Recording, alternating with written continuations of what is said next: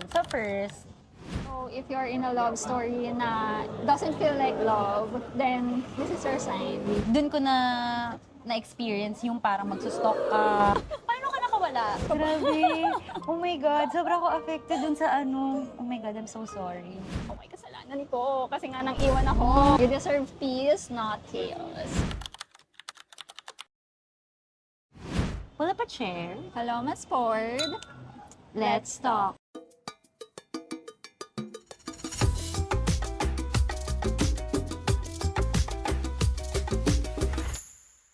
Hi guys. Welcome back to our channel. Bakit? So for today's episode, we're going to talk about yung mga toxic sa buhay natin. Buhay pag-ibig natin. Oo. Wow. Kasi we're at that age na tatawanan na lang natin yung mga Nangyari in the past past. mistakes. Oo. Mga kababawan.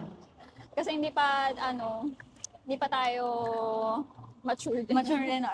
Feeling natin nung time na yun, ang galing-galing na natin. Ay, Oo. kaya ko ng relationship. Nakailang ano ba?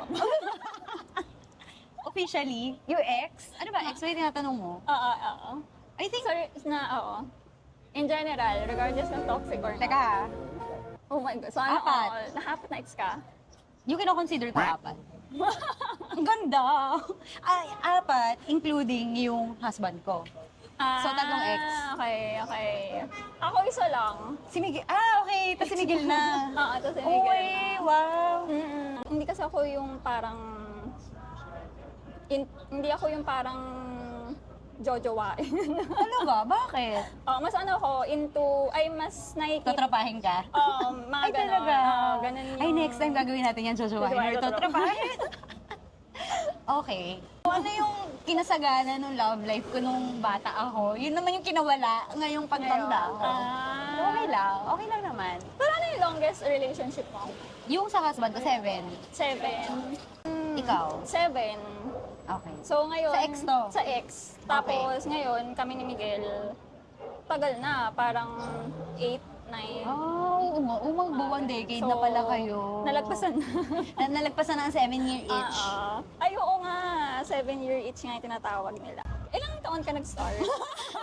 Pwedeng next question. Hahagpasin kita. Mommy, sorry po. Uy, kilala ng mami ko yung mga ex ko. Lahat mga ex Oo. mo. Ikaw, ilang taon? Parang nahiya. Nahiya ako. Kasi, noon the spot ako doon. Ikaw? Akala ko gusto mo na juicy na topic. Ako 16. 16. 16 naging kami ng ex ko. Oo. Tapos naghiwalay kami ng mga 25 na. Oh my God. So, Ang tagal nga. Parang 1/3 ng life ko. Siya yung kasama mo, no? Oo. Okay. Ang tagal din. Oo nga, grabe. 7 years. Ako siguro kahit hindi mo naman tinatanong, ang dami ko rin naman natutunan dun sa mga relationships na yun. Meron ka ba yung parang totga before we move Ay, oo. into toxic ones? Meron. Hindi ko thought ko yung first. Alam din ng husband ko yun, Sabi ko sa kanya, kung hindi kita siguro nakatuluyan, siya. Oh my God. Oo, first boyfriend. Actually, pag-usapan namin ito ng mga kaibigan ko na baka meron lang akong idea of him. Kasi syempre nung time na yun parang wala pa naman tayong masyadong idea about love. So baka masyado ko lang niromanticize na uy, parang perfect siya for me, ganon. Pero hindi. Syempre mas love ko naman yung naging husband ko. Oo. Naging husband ko. Mas love ko yung husband ko. Ikaw? Parang hindi kasi naging kami. okay. So, bali meron akong... So, ilang taon ka nun? High school. Oh. Bago maging kami nung ex Ex ko. mo, Like, okay. the school knows na crush ko tong lalaking to. And parang everyone is trying to set us up. Tapos parang umabot sa point na chat-chat, parang tinry. Pero syempre bata pa. Tapos parang Hirap din kasi hindi mag-jowa ko ng alam bata. yung feeling ng jowa or something. Parang natakot ako sa idea. So, wala, hindi nagkatuluyan. And I think umabot ata sa point na may mga what if. What if nagkatuluyan? Maka-experience ba ako ng katoxican? Get. Hindi na siya totga talaga, pero parang What if lang. siya? Oo, Okay. mga ganon. Uy, siguro ako din, hindi na rin pala to. What if na lang din pala, kasi Kailangan na bata pala. rin ako nun Oo. Kasi first di ba? Oo. Hindi mo pa alam. Well, looking back, parang feeling ko, yung idea of love ko ngayon is very different kung paano. Kasi dati parang more on, nung high school parang, ay, dapat lagi kami magkita, sabay kami uuwi. May mga ganon, ay, cleaner ako today, dapat hintayin niya ako, bababaw pa, di ba? Parang mga ganon. Pero parang ngayon, ay, dapat independent yung guy. Dapat Ano banggit mo nga yun? Na gusto mo yung independent? Oo, ayoko ng clingy, Oo. ganyan-ganyan. Kasi uso pa dun yung Blue Magic. Oo. Palakihan ng teddy bear. Ay, ng teddy bear ko. Oo, yung Tapos mga may ganon. chocolate. May Ferrero pa. Oo. Tsaka Toblerone. Oo nga, no? Bentang-benta yung Blue Magic dati. No, tsaka parang ang ganda mo kapag may Blue Magic ka na. Oo. Parang, uy, shit. Oo, Yayaw binigyan siya ni. binigyan siya, hindi, tsaka bouquet. Oo. Kaya ako nabanggit na hindi ako yung parang jojowain. Kasi parang, lagi akong yung bridge. Parang wingman ka, Oo. ganon. Parang nalalaman ko, uy, crush ni ano to. Tapos minsan parang mag-ask sila ng help sa akin. So parang ako yung magta-try mag-set up na, okay, get to know each other, mga ganyan. Para okay. pakilala. Pero kaka-wingman mo, wala ka nagustuhan? Na Yung tinatry, crush ko talaga, yun na lang? sinasabi ko, oo. Oo, siya yung pinaka nagustuhan ko at that time. Tapos parang wala more on wingman talaga Tapos ako yung magbibigay ng suggestions like ano yung gusto ni girl, Oo. parang ikikilalanin ko rin si girl and then yung buit mo si ng guy. friend. Tapos parang ako yung nagko-connect talaga. Kaya siguro umabot din sa point na more on friend lang yung tingin sa akin ng mga tao. Yun. Ako naaalala ko, yung second kong ex, may nililigawan talaga siya noon. Kasi seatmates kami Oo. nung high school. Third year high school. Tapos, yung nililigawan niya sa isang ibang section. Tapos after class, tuturuan niya yun mag-table tennis. Oo. Hindi siya, hello sa'yo. Hindi siya sinipot nung girl. Oo. Dahil nga seatmates kami, niyayaya niya ako, laro tayo. Ako naman, gusto ko mag-table tennis ng time na yun. So, naglalaro kami. Magaling siya mag-table tennis. Until, nalaman ko na lang na, ang tawag dito, hindi na niya nililigawan yung girl. Tapos, parang ako na yung nililigawan niya. Kunyari na lamang. Hindi, siguro kasi lagi kami nag-uusap. Oo. Kasi magkatabi nga kami. Tapos yun, naging boyfriend ko siya. Siya yung second? Siya yung second. Oo. Pero sa lahat ng mga yun, kamusta yung mga experiences mo? May mga memorable ka ba na positive experiences? Oo na naman. parang you wouldn't have this kind of perspective sa relationship kung hindi naging kayo? So, feeling ko meron. Sa first, parang kaya ko pala magkagusto sa person na hindi masyadong ma-effort hindi siya expressive sa words. Na-realize ko, very important factor sa akin, yung humor. Dapat match kami sa Match energy. kayo. Oo. Okay, hindi kami match dun sa pagiging expressive. Grabe yung second. Parang sa kanya ko na-feel, kung paano ka nonchalant yung isa, yung kinabaligtaran naman yung isa.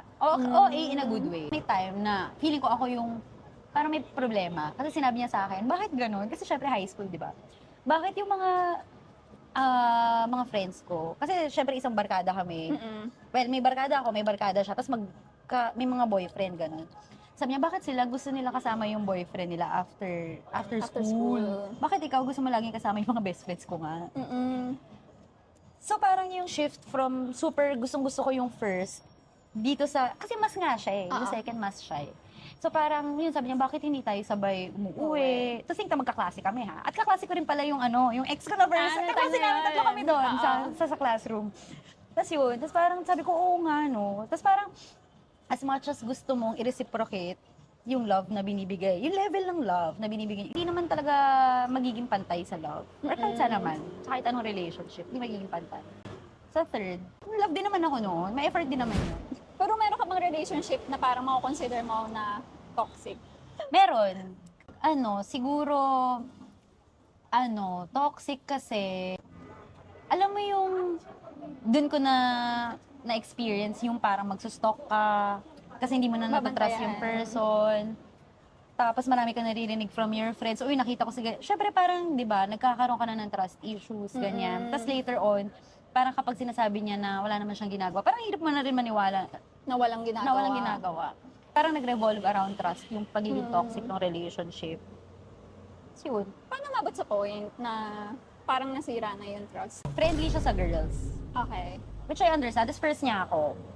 Tapos, so marami siyang ka-text, ganyan-ganyan.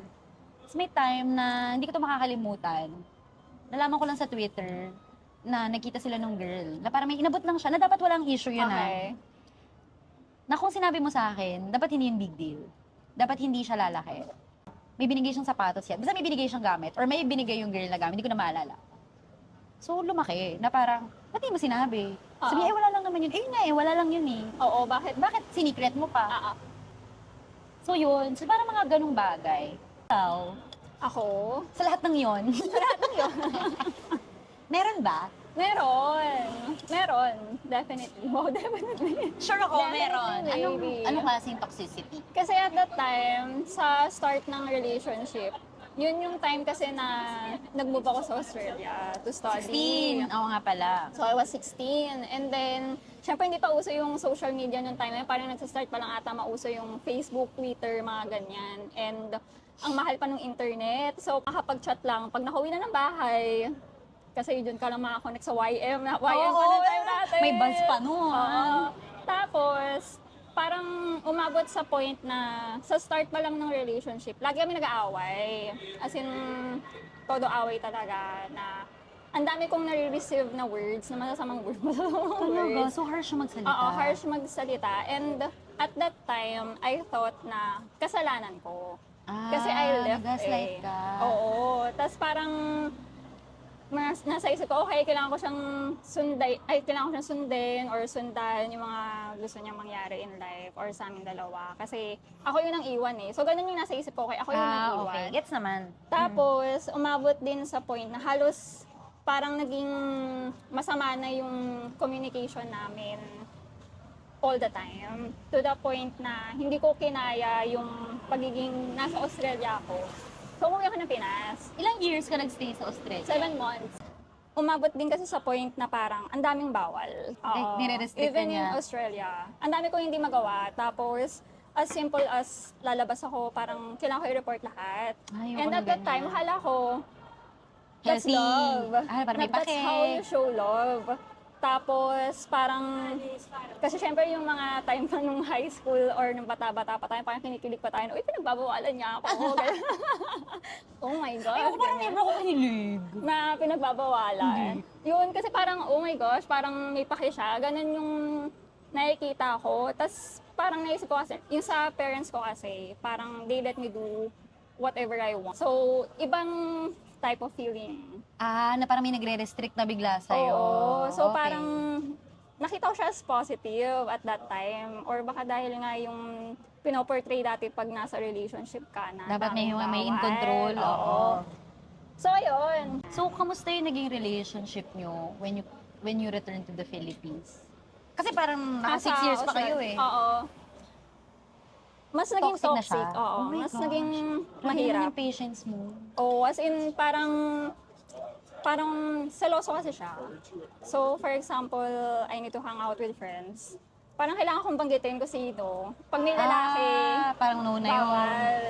And pag may mga picture, for example, tas may lalaki sa likod ko, parang, bakit may lalaki sa likod mo? So, nasa isip ko at that time, okay, kasalanan ko. Kasi nga nang iwan ako. mga ganyan. Parang lagi na lang bumabalik sa nang iwan ka Oo, kasi. kasi every time na mag-aaway, laging iniwan mo ako. So, you gotta make up for it. Paano ka nakawala? Kasi umabot na rin sa point na natauhan ako. Kasi parang 24, 25 na rin ata ako noon. And syempre, may mga namit ako na ibang tao na ang dami na nagsasabi, girl, hindi normal yan. Katangahan na yan. Kasi nag-work ka na Oo, noon. nag-work na ako noon. Tapos parang ang dami nagtataka, bakit ganyan? Tapos pinaka naalala ng friends ko, magbe-beach kami. Girl, hindi ako pwede mag-shorts. So yung suot ko yung hanggang tuhod na Kasi makikita yung legs mo. na shorts. Oo, kasi bawal. Ayun, kasi syempre may physical ano rin siya. Physical... Abuse? Oo. So, parang umabot din kasi sa point na lagi ko sinisisi yung sarili ko, oh my God, bakit mo kasi ginawa yun, girl? So parang never mo nakita or later on mo na na-realize na siya may kasalanan. Lagi mo biniblame yung sarili Oo, mo. na hindi ko pala kasalanan yun. Disclaimer lang din na parang syempre I'm comfy to talk about this kasi Tagal na. matagal naman na and there's nothing to be ashamed of, di ba? Wow, there's nothing to be ashamed of. So, parang pag sa ganong relationship kasi, talagang mag-gaslight ka talaga eh. Parang, okay, if nag-behave ako, I probably Oh my God. wouldn't experience things, mga ganon. So, ayun. Oh, Ano pa ba? grabe. Oh my God, sobrang ako affected dun sa ano. Oh my God, I'm so sorry. Hindi kasi ako, feeling ko baliktad tayo eh. Hmm. Hindi kasi, feeling ko, yung parang talaga nag-shape sa akin na relationships ko yung last two. So, na-realize ko na ako yung type of person na hindi ko gusto pinag-update. Hindi, ayoko ng clingy. Ganon. Tapos parang, feeling ko nasasakal ako. Na parang, ano ba, May sarili kang may sarili akong buhay. dapat. Oo, na parang i-update kita kung parang major event yun sa life. Medyo mali rin. Kasi parang parang yun naman yung common comments ng mga ex ko. Na parang, masyado akong detached sa relationship. Tapos naaalala ko pa nga, nung na-meet ko na tong husband ko, sinabi ng ex ko sa akin, bakit sa kanya? Grabe ka mag-effort. Na parang bumaliktad bigla. Na biglang ako yung Gina G si ate girl. Gano'n. Parang lahat daw gagawin ko for him. Na parang, ang tagal rin namin nga nung ex. Totoo naman. Tapos doon ko na-realize, actually tama rin naman siya. Na parang may karapatan naman siyang magalit. Pero hindi lumabas eh. Siguro parang yun na lang din yung naging eye-opener na, ay talagang ito yung gusto kong guy. Na alam mo yun, hindi niya hihingin sa akin, gagawin ko talaga lahat. Ganun. Na parang hindi ko nagawa sa ex ko. So, sorry na lang po sa'yo. Ganyan. Pasensya na. Or Pero, hindi mo pa kasi alam oo. Na, alam ko naman ni-love ko siya. Hindi lang talaga siguro match. Ganun. And masaya naman na siya ngayon. So, masaya rin naman ako for him. Kasi may mga phases din naman in life na hindi mo alam na ganito pala dapat sa relationship. Nakakala mo normal before, tapos ngayon, hindi na pala. And parang yun nga, abot ka sa point na gigising ka na lang, na teka, Malito Oo. Ano yung feeling mong red flags na apart dun sa mga sinabi mo, na na-miss mo just because you were in love with this person? Na parang ngayon na nasa healthy relationship ka with Miguel, na-realize mo na, ay, red flag pala talaga yung dati. I guess if you're not happy to be in a relationship, na parang mas excited ka to be with other people. Ikaw, ano? Control. Ito naaalala ko lagi na sinasabi sa akin ng husband ko. Kahit anong try mo i-control yung person, kahit sino, kung gusto ka niyan lokohin, lolokohin ka Gagawin niyan. talaga. Oo. So, walang point na magpapatext ka, mamonitor mo, isustok. Wala. Kung gusto niyang gumawa ng paraan, gagawa yan ng paraan. Ayoko ng clingy. Hindi ko naman sinasabi na super red flag yun, pero siguro pagka nasobrahan. Paano pag workaholic yung partner mo? Depende kung gaano ka workaholic. As in yung parang busy na sa work na wala nang time for you. Tapos ang reason is ginagawa niya lahat to give a better life. Feeling ko it's a no-no. No? It's a no for It's me. a no. Feeling ko lang Feeling ko kasi kailangan lahat may balance eh. Parang gets ko naman, ayoko naman ng, di ba sabi ko sa'yo, walang ambisyon. Pero ayoko rin naman nung sub-sub Yun sa lang yung work, niya, na parang, uy, nandito ako Kasi, well, paano ba? Kasi kay Aussie, feeling ko medyo may pagka-workaholic siya. Pero parang, alam mo yung kailangan mong humanap ng time na parang kasama kayo, magbabanding kayo, gano'n. What if yung partner mo, di ba gusto mo magkaanak? Oh. Tapos ayaw niya magkaanak. As in, it's a big no, final na ayoko. Hindi. Hindi mo itutuloy yung relationship. Dahil wala naman akong partner ngayon. Ako yung type ngayon na hindi na ako papasok sa relationship kung alam ko hindi naman tayo Ayaw align. na. Hindi lang dahil sa kids or whatever, sa ibang aspects. So, for example, yun, ayaw niya magkaroon ng anak. Iba kasi yung ayaw magkaroon ng anak versus sa hindi ka pa Hindi pa ready. ready. Yun. And malay, ako rin naman, parang feeling ko ngayon, gusto ko lang, pero hindi ako ready. Diba? Kasi parang ang hirap nung sobrang definite nung answer eh, na ayoko. No agad. Oo. Oo. Sa bagay ko sa start pa lang, tas talagang no ka agad. Kasi di ba uso ngayon yung parang hindi din na-define yung label. Like, kasi Okay. di ba sa Philippines, uso yung ligaw, tapos biglang mag-a-ask na, okay, pwede ba kitang maging girlfriend or boyfriend?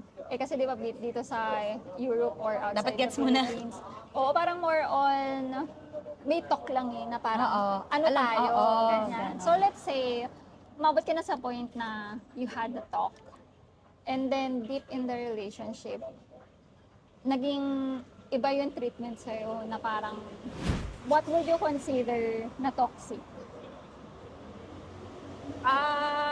Na hindi ko nalaman before. Oo. Or deal breaker? Deal breaker, yung gusto niya mag-open relationship. Ay, oo nga. Or polyamorous relationship. True. Parang feeling ko, hindi ako yung Open person na para doon. Actually, meron akong, yung Spanish teacher ko, sinabi niya sa akin na yung friend niya na Portuguese. As in, open relationship, may partner siya na isa pa, tapos yung partner niya, may partner din na iba pa. Gusto nila yun. So, nag-work yun for them. So, hindi ko naman masasabi na masama yung ganun, pero hindi lang siya for me.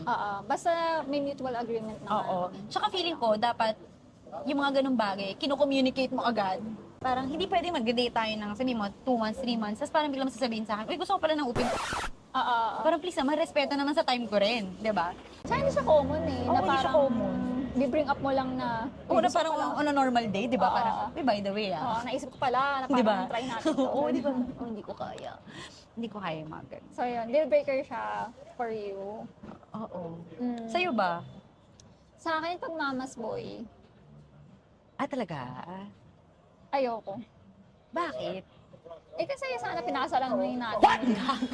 Hindi kasi di ba meron na the way nila i-treat yung mom nila, ganun ka nila i-treat. So kung alam mo na okay yung relationship niya with his mom, magiging... Yung mga mama's boy kasi parang magkasawa na kayo pero humingi pa rin ng approval ng nanay. Feeling ko depende. Baka naman may mama's boy lang na... Hindi talaga girl. Talaga? Oo.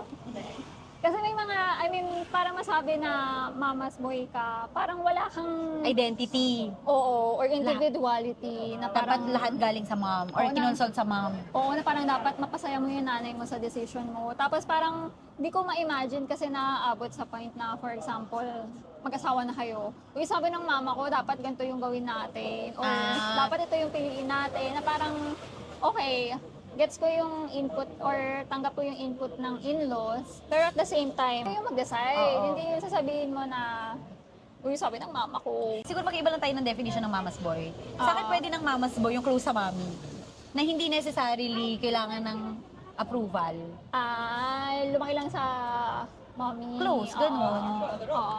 Oo, okay na sa akin yung ganun. Pero yung parang... Lahat na lang, hiningi na sa... lang. pero nakakainis nga naman yun. Tsaka parang mas may weight yung sasabihin ng nanay kaysa sa kung ano yung napag-agreean yung dalawa na Oo. parang, di ba tayo nasa relationship?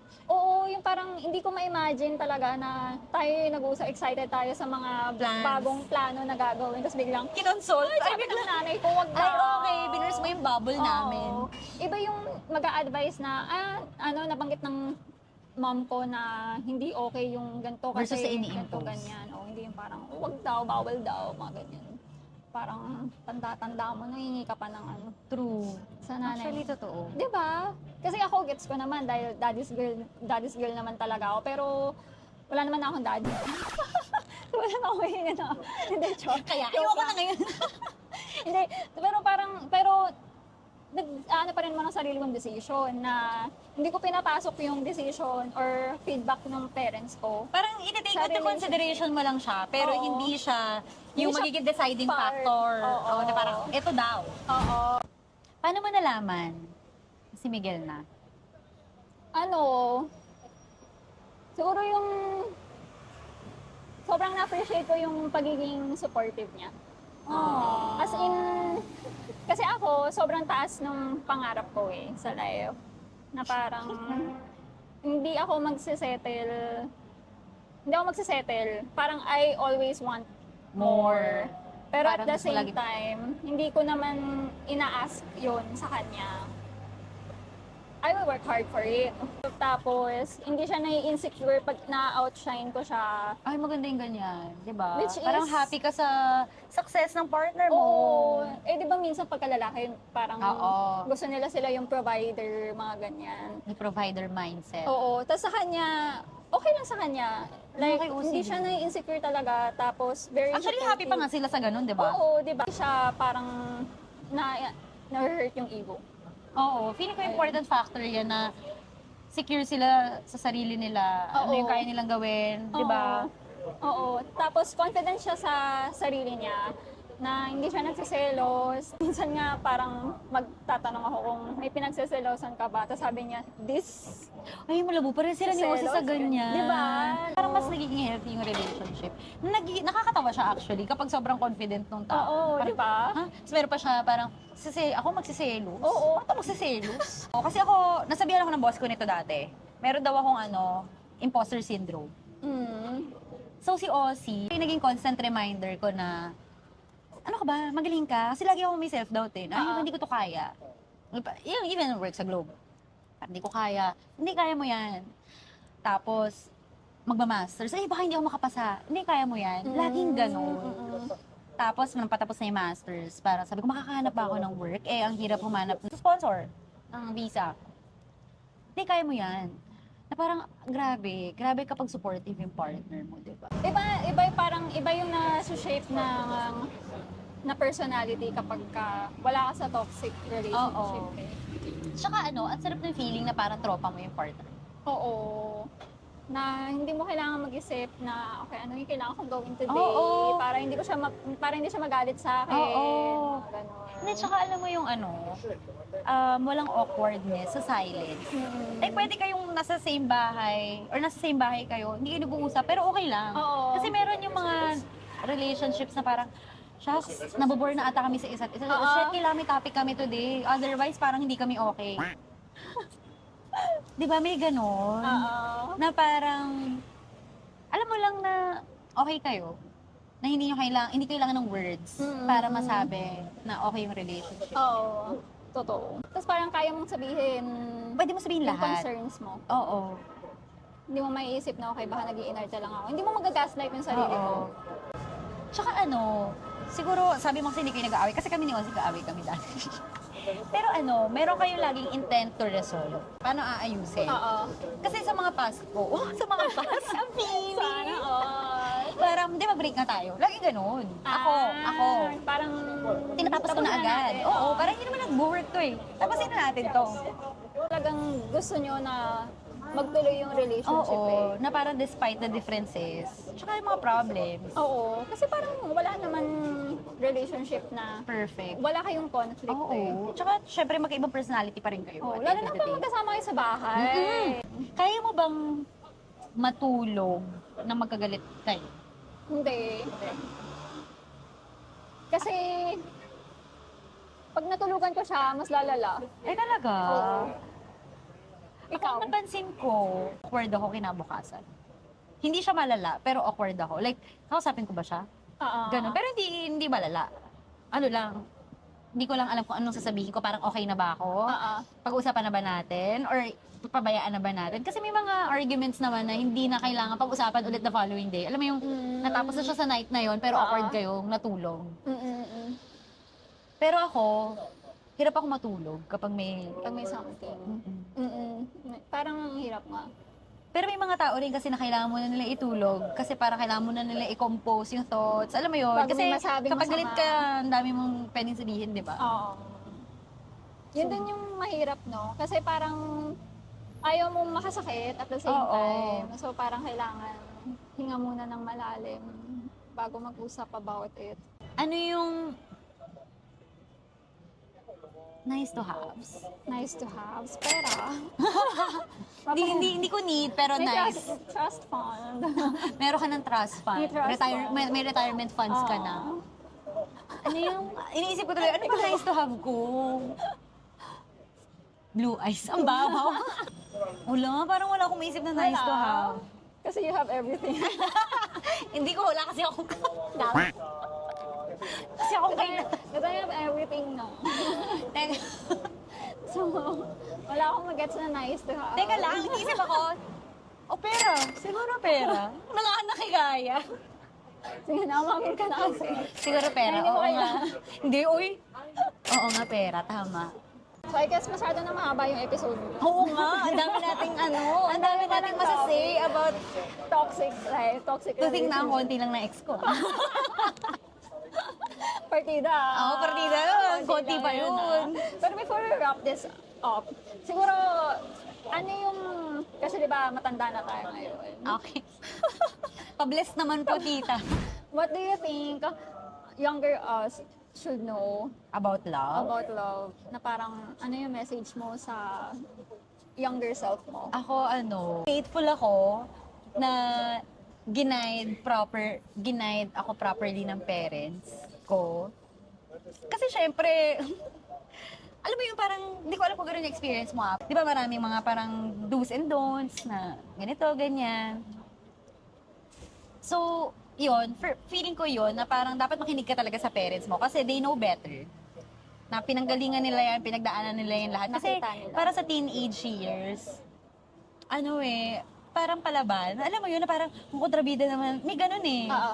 Kontrabida naman, bahat na lang bawal. Ganon, na parang sa'yo, nung bata ka, parang feeling mo, pinaghihigpitan ka. Na parang ngayon, buti pala ganun yung parents ko. Kasi kung hindi, baka kung ano nangyari sa akin. Ang konti nga ng ex ko, di ba? Di ba, mga ganun, na parang makinig kayo sa parents. Oo. Kasi parang feeling ko, wala namang magulang na gusto na may Malungkot ka. mapasama ka, Oo. 'di ba? Na parang sinasabi lang nila 'yon for your own sake. Na okay, gets naman siguro, part siguro din ng growing up, yung parang hindi naman rebelde, pero parang medyo feeling mo kontrabida yung parents mo. Kasi iba yung sinasabi nila versus sa gusto mong gawin. Na hindi mo pa maintindihan that time. Parang bakit? Anong masama? Parang gano'n. Tapos wag madaliin yung love. Kasi parang dati, parang excited ako na may boyfriend ako. Ganon. Pero nung naging single ako, parang doon ko na-realize na, oh my God, ang dami ko palang na-miss out nung younger years. Kasi parang ang dami ko hindi nagawa na single ako. Kasi may boyfriend ako. Oo. Parang doon na rin kasi nag-focus yung Yung Life life. mo. Oo. Na parang ngayon, na mag-isa ako, parang, saya pala. I mean, masaya rin na may partner. Oo. Siyempre, nakakatuwa naman na may partner ka, diba? dagdag Pero saya. feeling ko nabawi ko ngayon yun. Oo. Na parang, ito yung time na ako yung mag-isa. Mm-mm. And I like it. Mm-mm. Ganon. So pag tinatanong ako ng parents ko, wala ka ba bang partner? Parang sabi ko, kung meron, dadating yan. Oo. Pero kung wala, okay lang Hindi mo din. siya hinahanap. Oh. Siguro, hindi naman sa hindi ko hinahanap. Siguro hinahanap ko siya.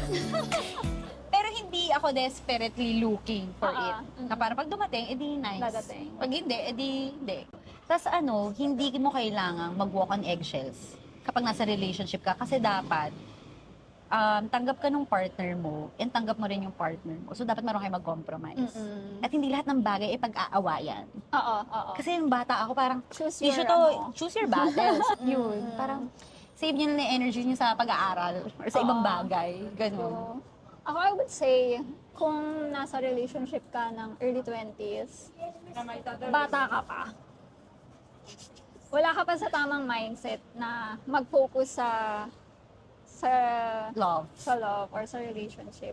Parang dami pang kailangan i-explore sa buhay na hindi mo kailangan ng partner para maging buo ka. Kasi, yun nga, parang kung if you listen sa previous episode regarding sa friendship, same lang din yung sasabihin ko na huwag ka papasok sa relationship Na hindi ka nang hindi ka buo, na kailangan mo ng someone para maging buo ka. Kasi lahat ng tao maalis eh. In any forms ng pag-alis, aalis at aalis din naman sila. So, What you kailangan- have is yourself. Oo. And, syempre, pag pinagbuhatan ka na ng kamay, hindi siya okay. Tama naman. Tapos, if you think na kailangan mong mag-sacrifice, kasi iba yung nagsasacrifice sa giving way eh. Oo. So, if you think na nagsasacrifice ka ng mga bagay-bagay, then maybe hindi siya okay. You're not in a you're not in a good In healthy relationship. So live your life and don't rely your happiness on Other people. other people kasi you'll never be happy. It's not all about kilig. Alam mo yun, parang minsan nga, or hindi minsan, parang ngayon na mas matanda na tayo, mas na-appreciate ko yung peace, yung calmness, na pagkasama mo yung person. Oo. Makasalita naman, kala mo. Di, pero di ba? Ito, yung magkasama. Tapos yung may mga routines kayo together, Oo. okay lang. Embrace the boring stuff or the mundane things. Ay, ganito lang ginagawa namin, pero ang saya ko pagkasama ko siya. Na parang, yun nga, na okay ka mag-isa, pero Parang, kahit wala kang ginagawa Oo, together. oo, gets. Basta nakikita mo lang Oo. siya. Ano kong naalala? Ano? Alam mo yung line na you accept the love you think you deserve? Tama ba? Naniniwala ka ba doon? Naniniwala ako na you deserve what you tolerate. Ay, oo. Totoo rin. Galit na naman siya. You deserve what you tolerate. O, sige. So- yung magandang version mo. Para contrasting. di ba? Oo. So, okay. We hope na nakapag-provide kami ng enlightenment sa episode today about love. And if there is something na gusto nyo pag-usapan, let us know. So you may comment down below. Yes, or pwede nyo rin i-share yung mga experiences nyo, whether it's yung toxic Positive or negative. or positive. Oo. And kung ano yung mga sa tingin nyo na gusto nyo sabihin sa mga kabataan. Yung mga feeling nyo gusto nyo sabihin sa younger selves nyo. Reminder lang din na love isn't always soft and romantic. Sometimes it's messy, hard, and the biggest teacher. Oh. And the biggest teacher of all. So if you're in a love story na doesn't feel like love, then this is your sign na to move on. to end that toxic This relationship. is your sign. You deserve peace, not chaos. Correct. I hope this episode enlightened you and na-realize nyo whether you're in a toxic relationship or not. And pag-pray nyo yung love life ko. Sana magkaroon na ng love life si Ana. Oo, maawa naman kayo sa akin. Simon. Para masaya na yung parents ko. Tsaka ako na rin pala. Yeah. And for our next episode, we're going to talk about something fun naman. Kasi medyo light naman. Medyo deep yung Naging yung conversation topic natin na to. today. Oo. So magiging nostalgic tayo at magre-reminisce tayo kasi we're gonna talk about growing up in Growing the up. Philippines. Makaka-relate kaya sa atin, Chong. Hindi ko naman meron, no? Bakit tayong dalawa lang ba pinanganak noong 1990s? Pwede na sila actually mag-leave ng comments kung meron silang gustong pag-usapan about yung 90s na 90s kids. Ayan na yung favorite memories. Diba? So, during the 90s na mga... Tsaka ano yung mga routine natin na nami-miss natin ngayon. Oo nga. Nakakamiss yun. Nakakamiss nga yun. Simple life lang. Wala masyado. Walang sokmed. Sis. Walang social media. Puro laro sa labas. And that's it for today's episode. Like, share, and subscribe to our channel at Chica and Sangria. And This is Chica and Sangria. where heartbreak has humor. And hearing has a mic. See you Boom. next time. Bye!